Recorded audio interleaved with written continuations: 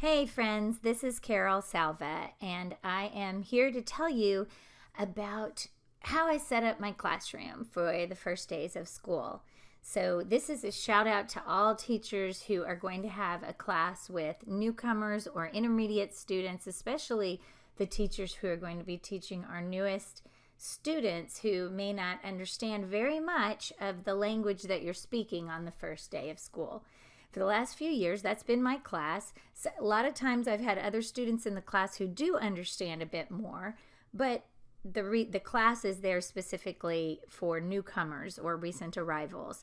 So this is the routine that I do. I've got 5 tips, 5 activities that I make sure that I do, and they pay dividends the whole year.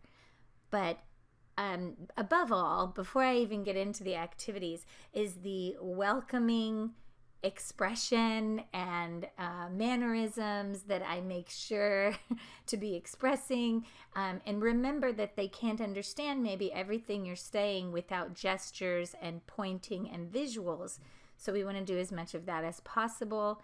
Lots of smiling, lots of come in. It's so great to see you. I'm so happy that you're here. Make sure, Harry Wong says in his book, The First Days of School, that we really need to make sure that every student knows exactly what they're supposed to do the minute they walk into the classroom. That's whether they're kindergarten through higher education. It is stressful to the student, and we want to lower any stress as much as possible. So if you have assigned seats, they need to know that immediately. They need to know where they sit. They are very concerned with how they look to other kids, and you just don't want anybody feeling inadequate. So I don't care on the first day where they sit, so I make sure they know that. I'm smiling and sit here or sit here or sit here. Sit anywhere you want to sit. I make sure they know that I'm holding a name tent that I've made, a trifold name tent with my name on it, and I point to myself, Miss Salva. I usually have the word Mexico, my family, my mom, my dad are from Mexico, and I show them on the map.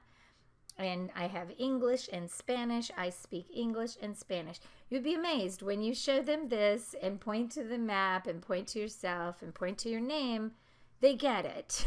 They do get it. So I hand everybody a piece of paper as they come in so they have something to do. So we do want to fill all the time with activities. No downtime, please. So we welcome kiddos in. And these are not even the big things that I would recommend. That's just how I welcome kids into the classroom. I definitely want everybody to have that name tent, because they're going to do activities with that. They're going to use that for their first structured conversation with a partner, and I'll talk about that at the end.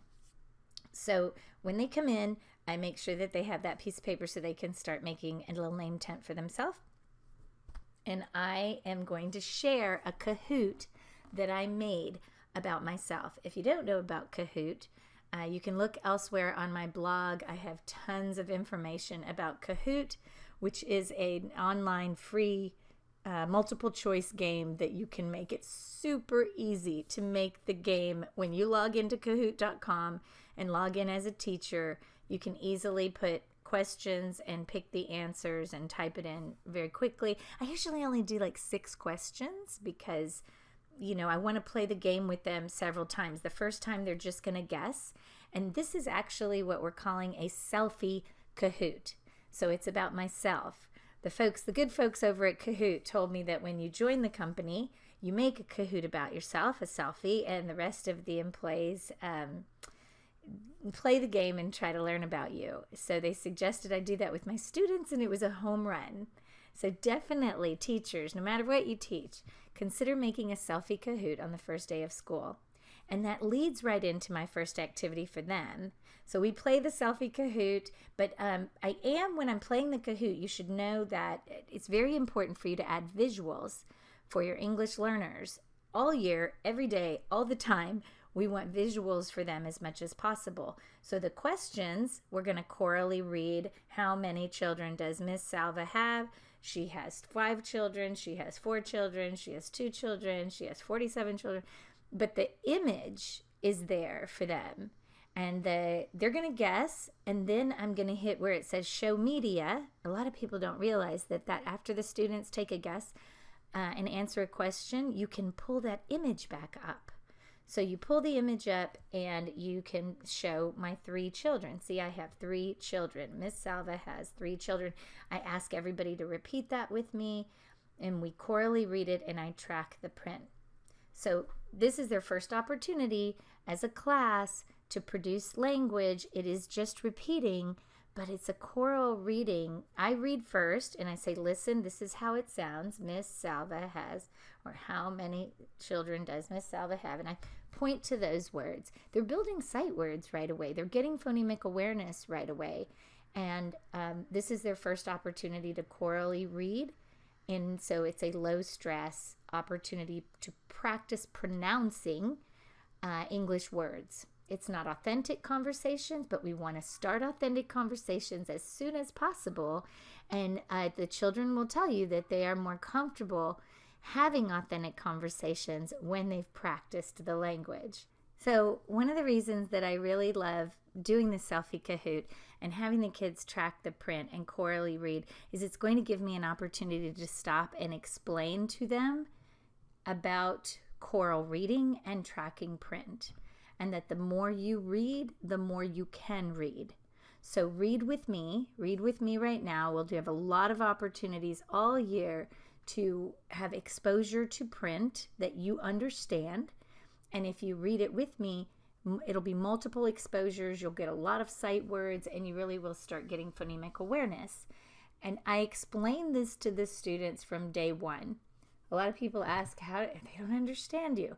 We do a lot of stop and turn and talk and whatever language, and a lot of visuals and a lot of gestures, and I slow my rate of speech, and I point to myself. Like when I say think, I touch my head, and when I say listen, I touch my ear. To me, every day they understand more English, and every day you can help them understand more English. So we just have to start from day one explaining to students why we're doing what we're doing. And we explain it with a smile, and we ask them to do it with us. And you know what? A percentage of your class will comprehend more than others. I mean, you just will. Whatever that amount is, some students are going to comprehend more than others. You're teaching to those students who comprehend more, because you're going to have some activities that are guided where groups can work together to carry out a task, so you don't have to explain everything to make sure everyone understands it 100% in the mini lesson. They will understand when they're working cooperatively together.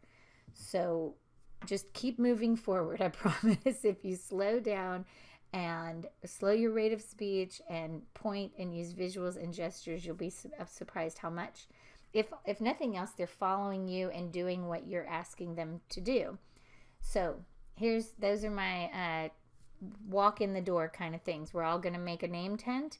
We are all going to play a Kahoot about Miss Salva, and then I am going to, in that Kahoot, we're going to have some opportunities to chorally read and track print, and I'm going to give them this planning page.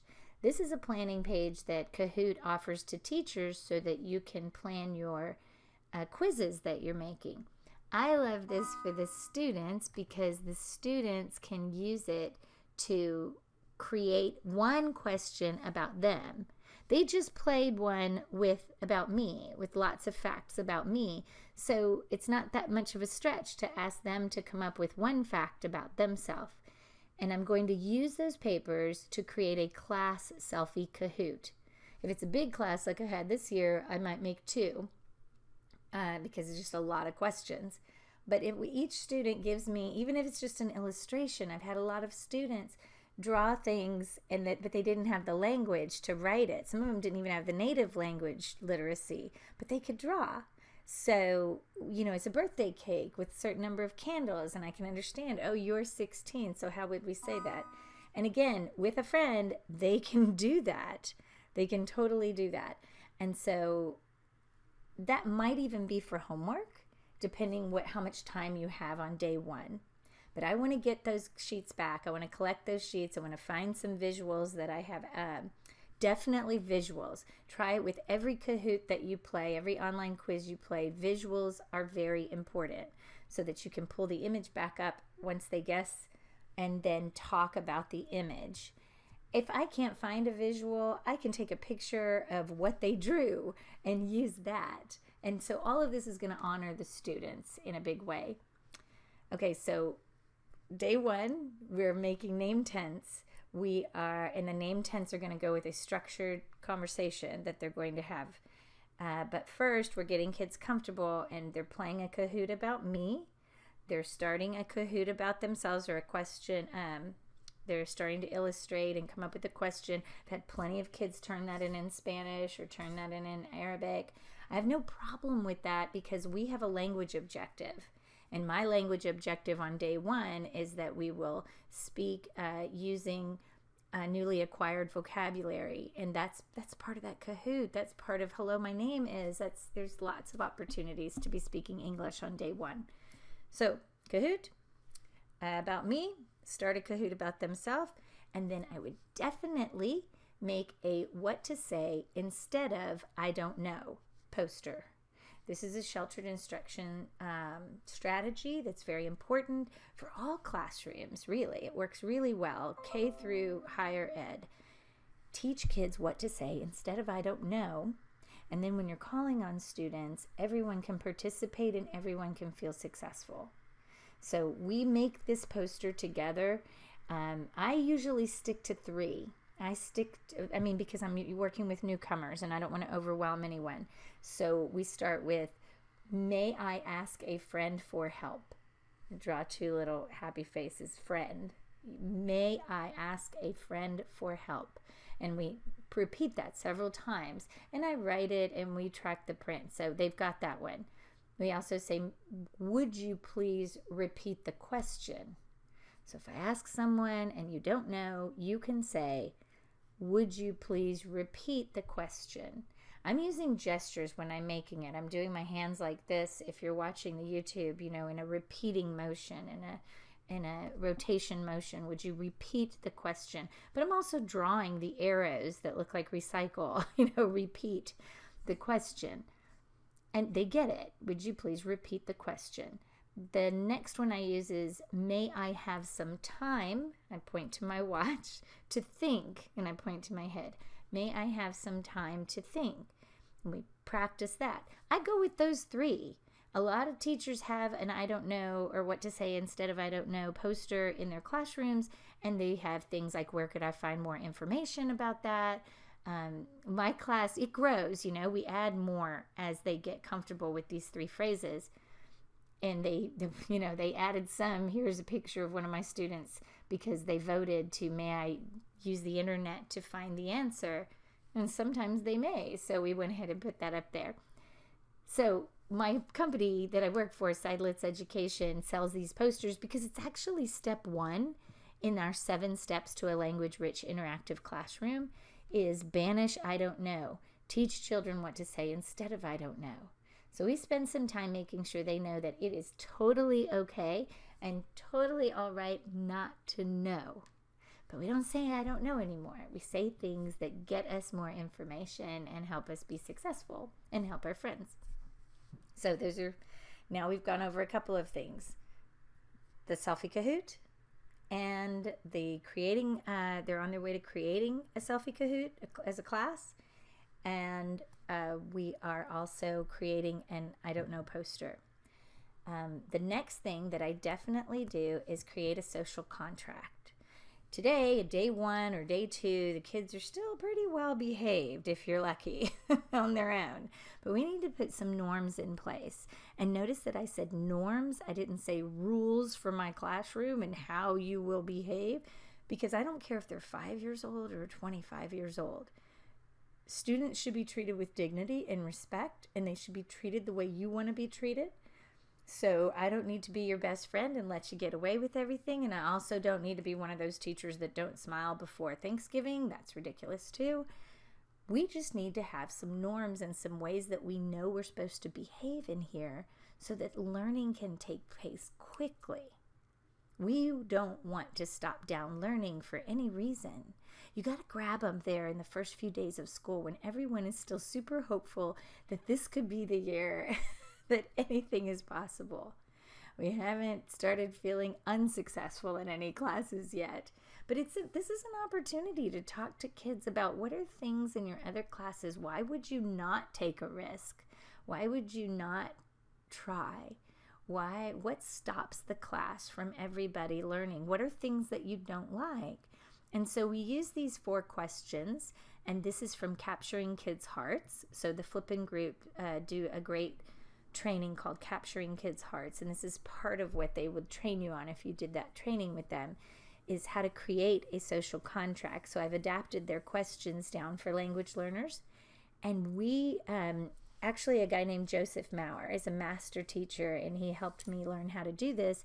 He teaches algebra, he teaches math, and this is foundational to his class. He said a social contract so that the students are the ones making the norms for the classroom, not the teachers, not me, not the teacher, the students themselves. But there's a process for us to make sure that the social contract is a rich document that honors everyone and takes care of a lot of issues that we might have in class. And the brilliance of it, I think, is that it starts with the question, how do you want to be treated? So you're asking the kids to be, self-centered for a minute and think about themselves initially. How do you want to be treated? How do you want to be treated by your peers? And you might not get a lot of responses, so you can kind of lead in examples. You can toss a book at somebody in a kind of a rude way. You can do things. You can laugh. What if I try to speak some Arabic? Would you laugh at me? Is that okay?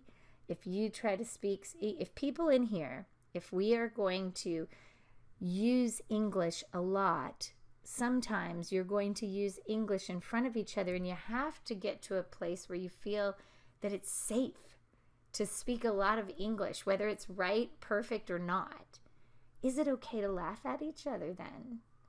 I usually don't bring that up. I try to wait until one of the students brings it up, because if you ask them enough, what do you not like? What do you like in other classes? And what's your pet peeves and things like that? It usually comes up. But if it doesn't, I definitely ask that question so that they can start dialoguing about whether that's okay or not.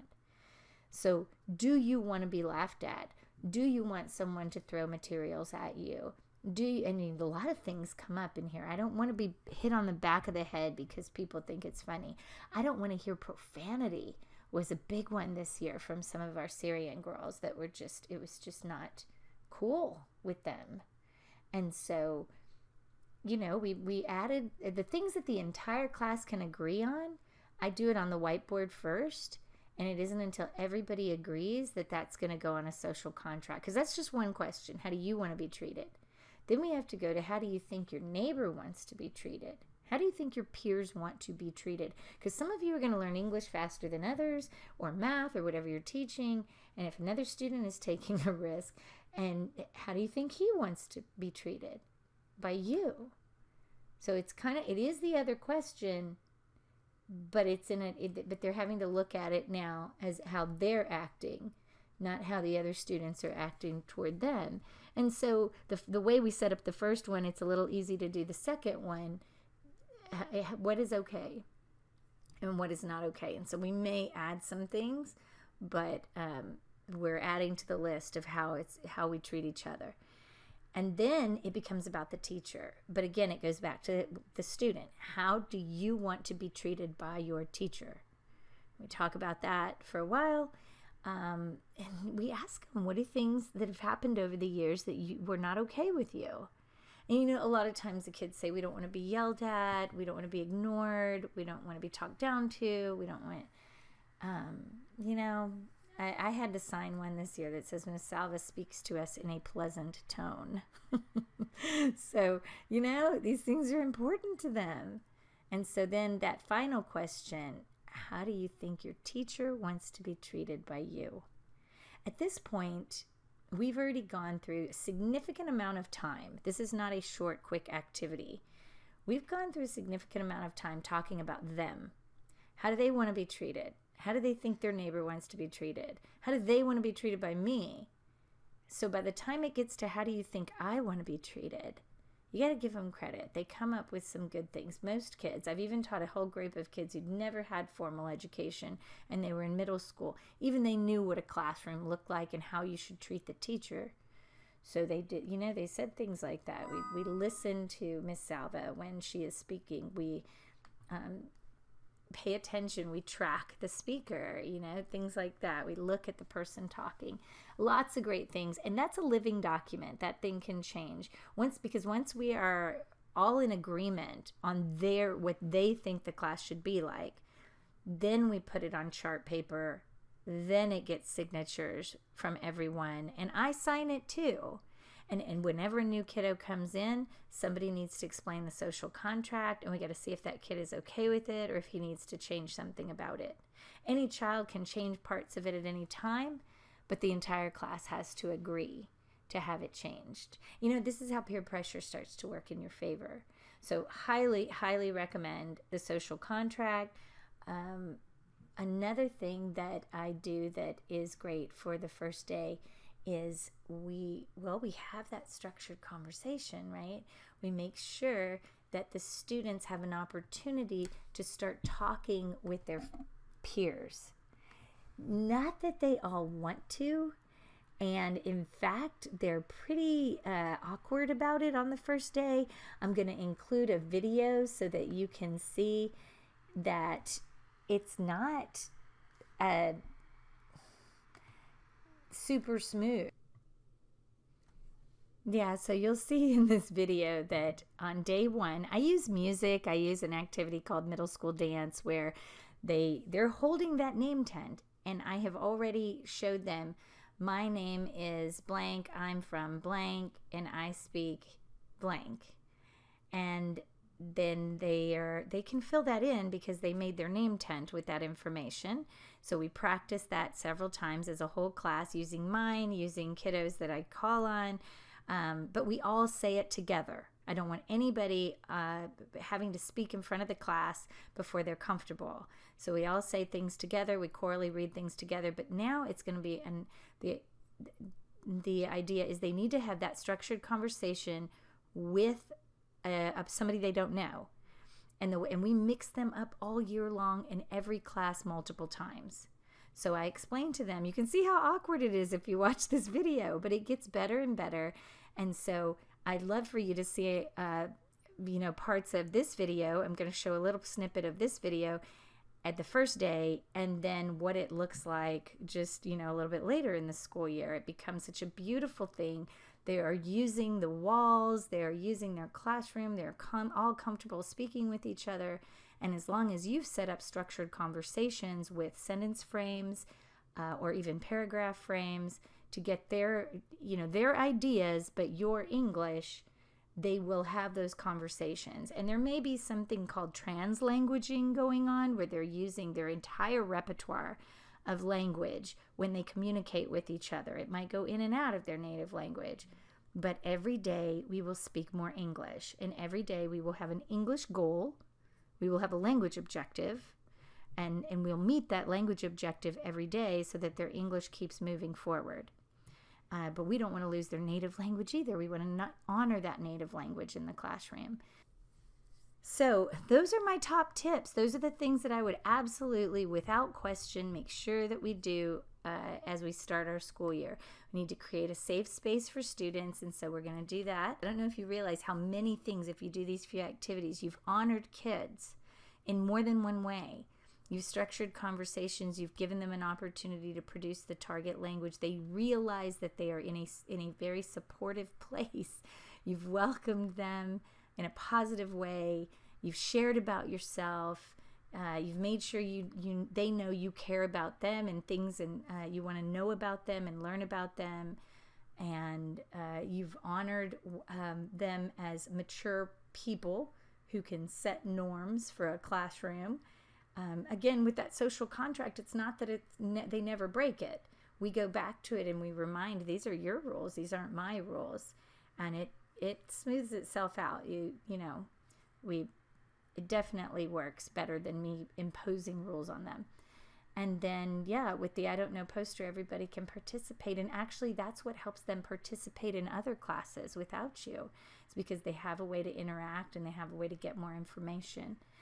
All right, so I hope this has been helpful. If you want more tips, don't forget, you can order Boosting Achievement. It's under $10 online now if you want the Kindle version, or you can get the book, and we do have the book study that I'd be happy to go through with you. It's on my website. So reach out if you need anything. You can visit my blog. I'm at salvac.edublogs.org. Have a great school year. You rock.